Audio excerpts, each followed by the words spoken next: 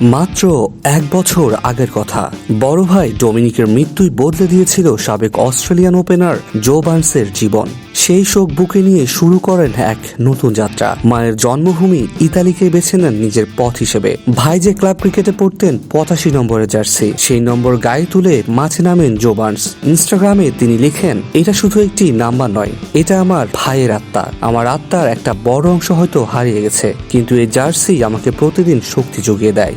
সেই শক্তিকে সঙ্গী করে বার্নস গড়লেন ইতিহাস। ইউরোপিয়ান অঞ্চলের বাছাই পর্বে স্কটল্যান্ড, জার্সি, লুক্সেমবার্গ, আইল অব ম্যান আর নেদারল্যান্ডসকে পেছনে ফেলে ইতালি প্রথমবারের মতো জায়গা করে নিল 2026 টি-20 বিশ্বকাপের মূল পর্বে।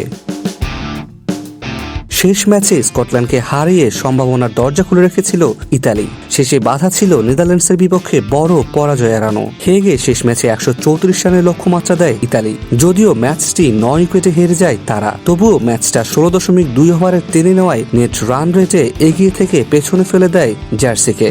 সমান পয়েন্ট হলো জার্সির চেয়ে ইতালির রান রেট ভালো হয়, নিশ্চিত হয় তাদের বিশ্বকাপ টিকিট। এই অর্জন শুধু একটি দেশের নয়, এটি এক ভাইয়ের প্রতি ভালোবাসা। কুইন্সল্যান্ড থেকে বাদ পড়ার পর পেশাদার ক্রিকেটে অনিশ্চয়তার মধ্যেও বার্নস ঠিক করে নিয়েছিলেন তার লক্ষ্য ইতালির হয়ে বিশ্বকাপে খেলা। আজ সেই স্বপ্ন পূরণ হলো, অমর হয়ে গেল ইতালির ক্রিকেট ইতিহাসে।